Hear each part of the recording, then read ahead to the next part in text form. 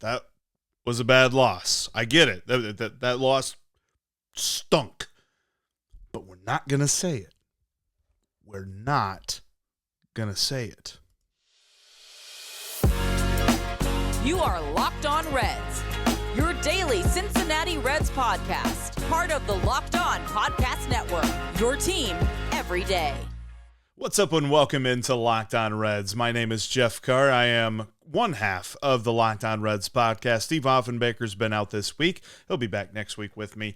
I am a lifelong Cincinnati Reds fan. I've turned an addiction to this team into information for you as we are finishing up my 5th season now, covering the Reds on a daily basis here for Locked On Reds. I want to thank you for making Locked On Reds part of your day. We are brought to you by the Locked On Podcast Network, your team every single day. And every single day for the last month, the Cincinnati Reds have had a bunch of people that are looking to portend doom and gloom. They want to predict the demise of this team. Well, we have reached 0 hour, and the Reds' backs are against the wall, but they are not done yet. We are not going to say that on today's podcast. So if you came here expecting me to pretend doom and gloom and tell you that it's over, we're not going to say it. Not going to say it. Look, Thursday, see, I'm all off. Wednesday's game stunk. Hunter Green did everything we asked of him. In fact, he did far more than that. 7 beautiful innings. 14 strikeouts. The most strikeouts since Ron Vallone in 2000. At St. Louis, which, by the way, if you'd have told me that a strikeout record was held by Ron Vallone over the last so many years, well, okay, that's nice. I could have guessed a couple of other guys on top of him, or before I would have got to Ron Vallone, but that's okay. Hunter Green now holds that record. He's most since 2000. Ron Vallone had 16 against the Cardinals in the year 2000, and Hunter Green had 14 against the Twins yesterday. The way that they lost that game was discouraging, and I definitely want to talk about that. I also want to welcome in Sully. He's actually going to join me for the second and third segment of today's show as we look at the Reds' spot in the wild card, what the loss probably meant, and why it's not what you think. And then we are going to look at everybody else in the wild card and why the loss isn't what you think.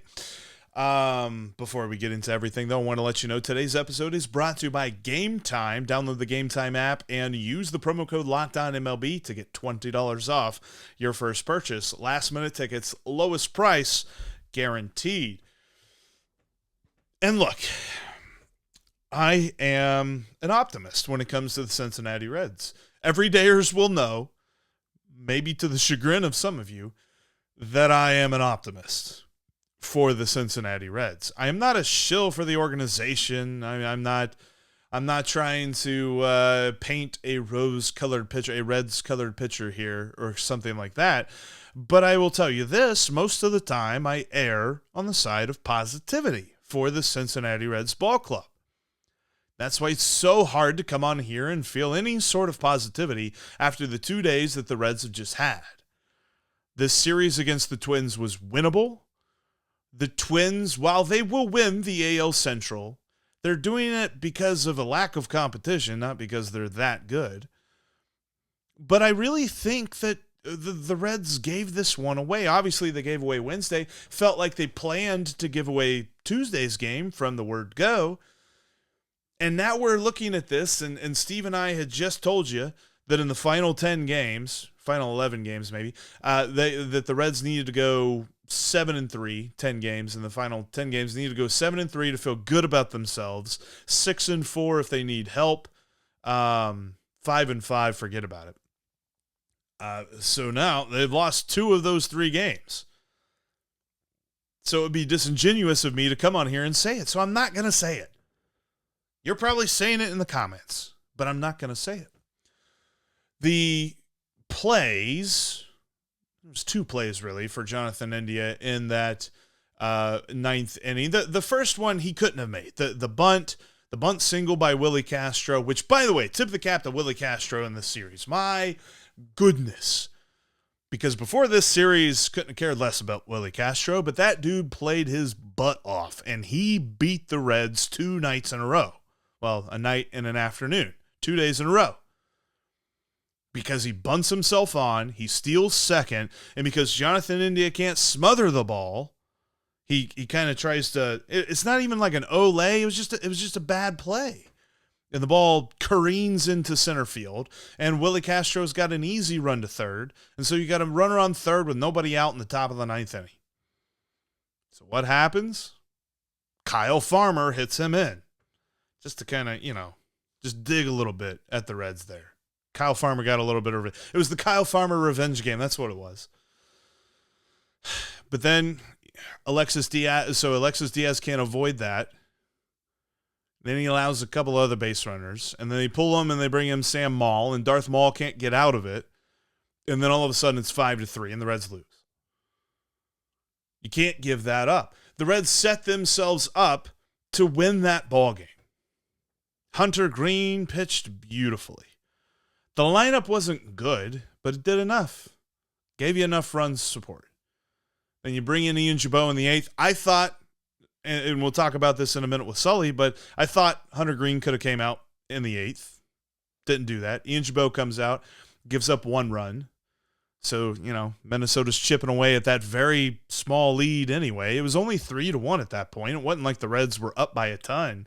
But it felt like that was the game that they were going to win. And after the way that they lost on Tuesday, the way that they lose on Wednesday just gets compounded. Because you give away Tuesday's game, and then you blow Wednesday's game, and that's tough, man. Now the Reds are a game and a half out of the final wild card spot. They're 2.5 behind Arizona, who's in the second wild card spot. But that's the hilarious part about all of this, and I'm not going to talk about it just for the moment here because Sully and I dive into this quite a bit in just a minute. But the other teams aren't playing well either. So the Reds are getting a little bit lucky here. And that's really where this comes into play because we're going to talk about it when we look back on this season. The starting pitching on the whole, 2 out of the last 3 games has been fantastic. The rest of the season's been miserable. A team with this bad a starting pitching throughout the season should not be where the Reds are. It's a testament to the rest of the team. It's a testament to the lineup. It's a testament to the bullpen. And it's a testament to David Bell's managerial ability. Which, by the way, and real fast, because this would have been a fun thing to really dive into had the Reds win, but it kind of feels superfluous now. But the challenge that he won, the bunt, the attempted bunt by Luke Maile there in the bottom of the 7th inning, because you had Will Benson on third base. They tried to do a squeeze play, and Luke Maile squares around to bunt, but it hits his fingers as he bunts. The umpire just caught it as a normal play. It was a bad pop-up. Will Benson had to hold at third, and Luke Maile was out at first easy. But David Bell challenged, and the ruling on the field was overturned. The out was taken off the board. Luke Maile goes back to bat with 1 strike on him because it was called a dead ball foul since it hit him in the finger. It was a crazy challenge and just another testament. There are so many different things that you can put in the pros column for David Bell this season. The cons column isn't empty by any stretch. He's not pitched a perfect game this year, but he has managed very, very well. And he's going to be a finalist for Manager of the Year because of it. And I think if the Reds make the postseason, he wins it. But that was just another example. But again, this all comes to the 9th inning where Jonathan India has a defensive miscue on an attempted caught stealing. And that's really what just snowballed everything. Alexis Diaz earlier on in the season pitches around that problem and gets the Reds out of it. But we're to the point in the year where he's done it so much that he's not a robot. He's going to be a little bit rough around the edges at this point, and that's what happened. It's a little bit tough to accept because of where the Reds are. There are now 8 games left, and the Reds are a game and a half out of a playoff spot. So you really need to see them turn it around. They've got an important 3 games. We are now to the point where they kind of need, they don't kind of. The Reds need to sweep Pittsburgh this weekend. The final 3 home games of the season, the Cincinnati Reds need to sweep them. And Pittsburgh's not been playing bad ball lately. But it's just the fact that that's where they are. And I misspoke. They are only a game out of a wild card spot. I wanted to check that because there was a disturbance in the force, and it's thankfully to the Cubs pitching. The Cubs have just, oh my goodness, they have collapsed. Pittsburgh scored 13 on them. Are you serious? Sorry, that's real time there, but that's the reason that the Reds are still in this. The 2 almost what feels like, and in a vacuum probably would be rock bottom, 2 days of the season that you just feel the lowest about the Cincinnati Reds. They are 1 game out of a playoff spot.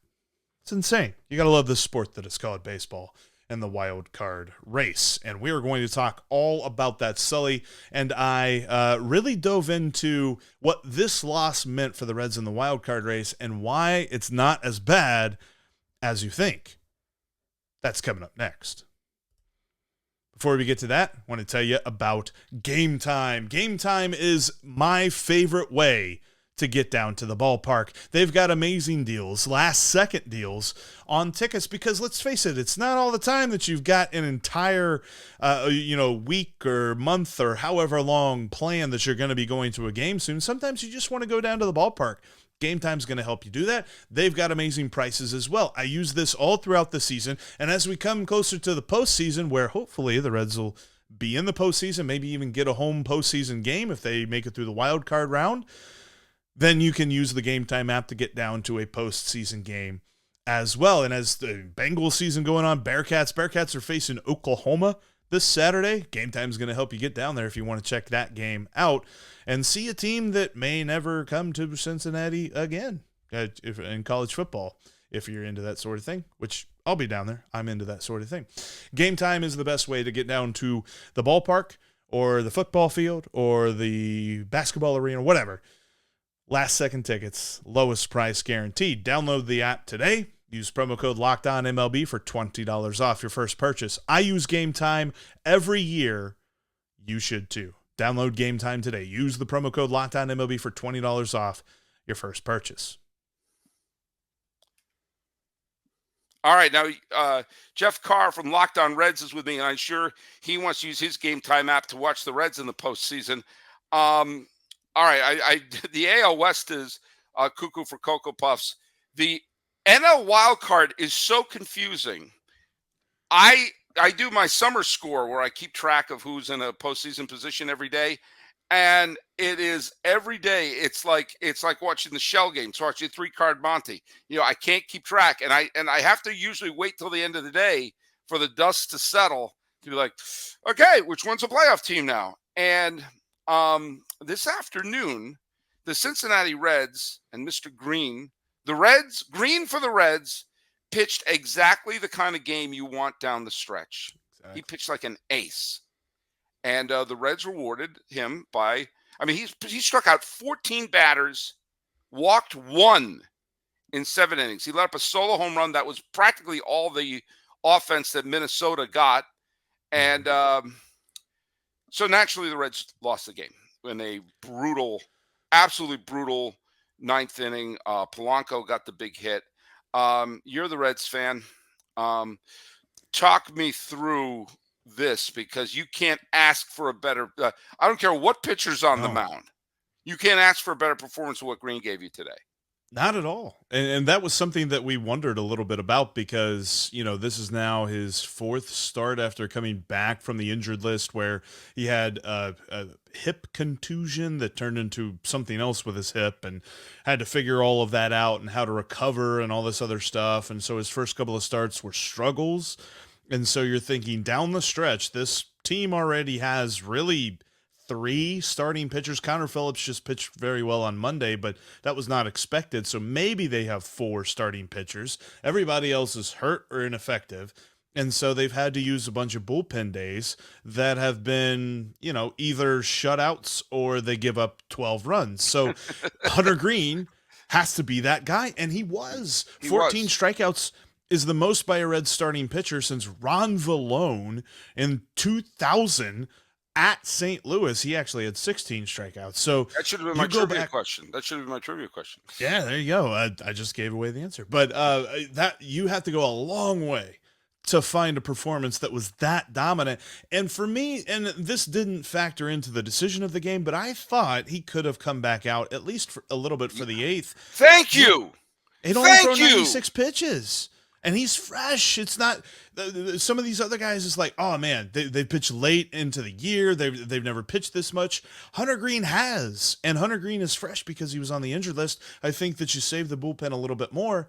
But then you even add on to that, when you get into the bullpen, the Reds had their A squad available. They had Alexis Diaz, who hadn't pitched in a couple of days. They had Lucas Sims, who didn't pitch in this game, but he hadn't pitched in a couple of days. Ian Jabot, who leads the team in appearances, but he hadn't pitched in a couple of days. Everybody's ready to go. And that group, the A squad, is what blows the game. That's what throws me. And then there's defensive miscues and things like that there in the ninth inning, but Alexis Diaz has been good enough to pitch around those this year. Instead, he gets his third blown save, and now everyone, and look, this is the time of year that when you do lose a game, the first person in the comment section is saying, I told you, they're done, we're doing no more playoffs now. They're still in it because of how crazy this whole wild card picture is. But I'm glad you brought, because look I wasn't sitting down watching the game because the man's got a job, but I was checking on it, and I thought, oh, they're going to send him out for the eighth. At least send him out for the eighth, because we're at that time of year. I had a different complaint for the Blake Snell no hitter the other day, because like, why not let him pitch the eighth? I mean, it's Padres Rockies. What are you saving his arm for at this point? I mean, it's like, why not see what you got? But this was different. It was like, hey, let's give the bullpen a day off. Let's have that high of we hand the ball. He pitched like ace. Now, if he gets in trouble in the eighth inning, I totally understand taking him out. Right. But you get a chance to win that kind of a game, and you sit it out. I'm sorry. There's no way I don't let him at least come out there. They were talking about it in the middle of the game. The broadcast crew, they said that in the middle of, or the bottom of the seventh inning, whenever the Reds were hitting, they said there were multiple, not just one, there were multiple discussions between Hunter Green and manager David Bell. And they thought that meant Hunter Green was going to stay in this ballgame, because they said that his body language was that of somebody that was not coming out. Like they hadn't ran the tail of the tape or anything like that. They hadn't ran the box score for his start at that point. And so you're thinking, okay, he's coming out for the eighth. And then that just doesn't happen. And the biggest problem, Sully, with this loss is that it comes a day after it felt like they punted a game. On Tuesday, they pitched a bullpen day, and the way that they pitched everybody but the A squad, like I mentioned. They threw Ben Lively out there for 4 innings. After the second inning, it was very apparent he didn't have it. And then, you give some credit to Willie Castro for making some amazing plays for the Twins in center field. But the way that the Reds strategized that game, it just felt like they punted it. And in the seventh inning, and this is what let me know, and it's why I'm wearing my shirt, this is possibly the last homestand for Joey Votto as the Cincinnati Reds player. And I hate saying that, but I think that's where we're going with this. Mm-hmm. He was pinch hit for in the seventh inning for another left-handed hitter. It was so weird to see. I'm like, there's no matchup sense there. Why are we? And he's fine. He played today. So yeah, the whole game on Tuesday was just like, wow, you're really betting on Wednesday. So when they lost on Wednesday, that just made it even worse. Yeah, I don't understand it. I don't understand it at all. Especially they have 8 games left. Yeah, they have 8 games left. 3 home games and 5 road games. Yep. Okay, so we're going to talk about 8 games when we come back, and the fact that in these 8 games, the teams that are running for the wild card may do the absolute unthinkable and give hope for a team that is, quite frankly, dead from the neck up, but not dead in the standings. Well, Sully, right now with football season getting started, FanDuel's the place to go because they've got a great offer for everybody. If you go and you create an account today and you place a $5 wager, you're going to get $200 in free wagers back, whether you win or lose. You got to check them out today. FanDuel is so easy when you're talking about NFL, when you're talking about baseball playoffs. They've got all kinds of great props. One of my favorite things is, if I'm getting a feeling on a player, I was at the ballpark on Tuesday, unfortunately, for that bad loss for the Reds. But beforehand, an usher was telling me about how Ellie De La Cruz was hitting the ball to the smokestacks there in center field. A couple of different balls in batting practice. So I'm like, you know what? I'm going to go to FanDuel. I'm going to put a prop on Ellie to hit a homer. He didn't, but you can do all kinds of fun stuff like that on FanDuel. Check him out today. And there's a great line as well when you're talking about who's going to hit the first home run, because typically those odds are pretty crazy. And if you pick the right guy, you're going to win big. Check them out today. Again, FanDuel.com/lockedon. To get started, you bet $5, you'll get $200 back in free bets, win or lose, as we move throughout the playoffs with baseball, and we've got college football, NFL, NBA's coming soon, NHL. It's that time of year. We are getting into one of the best sports months of the year, and the best way to take advantage of that is with FanDuel. San Diego Padres have been out of it for a little bit. They've been phoning it in. And boy, with this log jam, they must be just kicking themselves. If they only were decent the first half of the season, they would be right in the middle of it, and like the Blue Jays, be super dangerous. But I took a look because the Giants have been falling like a rock, and they lost again today to the Diamondbacks. Shout out to Miller Thomas, who is thrilled that the Diamondbacks are making a run for it. The Cubbies, despite getting a grand slam today, got smacked around by the Pirates, no less. The Marlins have dropped 2 games to the Mets. In one of the games, the Mets did everything but hand deliver a game to the Marlins at one point. Right. And, the Reds are, they've dropped their last couple of games. The Padres have won their last 7, including the near no-hitter the other day. And look, there's only 8 games left, and they're 4.5 out, okay? That being said, the rest of the teams are playing so badly that they haven't eliminated them yet. I mean, I know it's a long shot, but they're still technically alive. Gordon's alive. And there's a hilarious thing as well, like keeping hope alive for the Cubs, because the Cubs have played so well to a point that some people were thinking, could they catch the Brewers? And the Brewers haven't played all that great here recently either. No. But then the Cubs decided to lose 5 in a row, and now they're floundering there in the final wild card spot. The Diamondbacks are starting to take a foothold. It feels like, and we keep talking, wild card race. Makes me think of that Sunny episode whenever Charlie Day plays the wild card on one of their schemes, and they're like, wait, who cut the brakes? And Charlie Day's like, wild card, baby! And then he kicks the back door open and jumps out the van. That's what this feels like, because as soon as you think someone is dead in this wild card race, they come back. The Giants aren't out of this thing yet, although they really need to win at least one game against the Diamondbacks to really feel good about their chances. Well, yeah, and it's funny. I was up north last weekend, and my mother, who's a big baseball fan, is listening to this right now. I was talking about how the Giants lost this game, and the Marlins lost that game, and this, and the Diamondbacks lost that game. And I turned to my mom and said, like, I don't think anybody won yesterday. I think all 30 teams just lost, because it just. Yeah. Like everyone's on a losing streak right now. It just seems that way sometimes. It was just a day where they're like, the bottom half of the league that's not playing for the playoffs, we'll give them a win and we'll take this day off. We'll let them have that one. And here's the deal, for me at least, is that there you could be cynical and say, okay, this is all going to be, posturing for a position to get your butts handed to you by Atlanta or Los Angeles. But remember, last year there were 3 teams that won 100 games in the National League, and none of them played in the league championship series. Right. It was the final wild card team, the Phillies, who had just barely made it in, and it felt like 1 game over the Brewers. Backed in. Yeah, they It almost felt like they backed into the playoffs, and then they were in the World Series. You just got to make it to the dance. Now, to be fair, I think this Atlanta team is better than any of the teams that were last year. I mean, this Atlanta team is top to bottom. But there's no the hope. Dodgers are putting it together. Mm-hmm. And I don't count out Milwaukee with their pitching staff.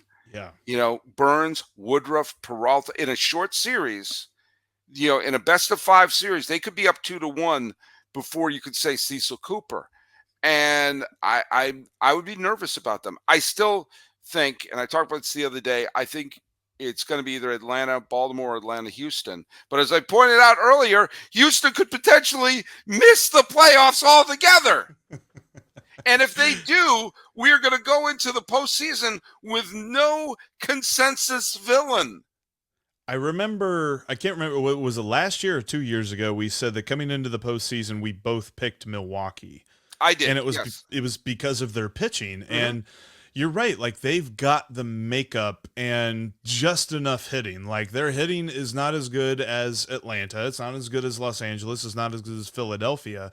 But as a Reds fan, I have seen firsthand how good they pitch, and it's just in every situation you think like, boy, oh boy, is our lineup just that bad? Well, then the very next series that the Reds played after the Brewers, they went and they scored like 7, 8, and 9 runs in each 3 games. So it's like, okay, it's not the lineup, it's just the pitching. Burns, Woodruff, and Woodruff is back healthy. Freddie Peralta, I mean, those big 3 right there, you're going to see them at the beginning of a series, and you might be down 3-0. And at that point, you're kind of in trouble. And then, of course, 5-game series, you lost. Yeah. And, of course, I picked Milwaukee that year because of their pitching. I didn't take into account the bullpen of Atlanta, which basically won that series. And I didn't take into account the stupidity of lining up the postseason where you had a 107-win team and a 106-win team playing each other in the division series. The league championship series should have been LA versus San Francisco, but I digress. So, every day it's going to be a little something different. Make sure that you're following Sully all throughout the season. Sully's got a lot of great takes when it comes to the game of baseball, and it's always fun to hear his perspective. That's really why I wanted to get him on here and talk about where the Reds fit in this crazy wild card picture, because make no mistake about it, this is coming down to the wire. Whether the Reds make it into the postseason or whether they don't, it's going to come down to the final game of the season. And I think yesterday I even said that, Hunter Green could have 3 starts, 2 if the Reds want to rest him and then pitch him in the first game of the wild card series. They're not going to have that luxury. He's going to have to pitch the final game of the season in St. Louis now because they lost yesterday. But mark it down. This thing's coming down to the wire. It's going to be so much fun to watch, so much stress to watch. Make sure you're stocked up on all of your antacids and things like that, because it's going to be crazy. Anyway, thanks so much for checking out today's Locked On Reds podcast that included a Locked On MLB crossover. Make sure that you're following the podcast on all your favorite platforms, and make sure that you remember you can catch every pitch of the Reds' hometown broadcast with SiriusXM. Just download the SXM app and search the word Reds. But as for me, that'll do it for us here today. Coming up tomorrow on the podcast, we're going to have some special guests. Cespedes Family Barbecue will join the show from the Barbacast, and we will talk about how this Reds team looks and the crazy season that it has been and how far this Reds team could go. That's coming up on tomorrow's Locked On Reds podcast. Thanks so much for checking it out today. We'll see you all tomorrow, because we are Locked On Reds every single day.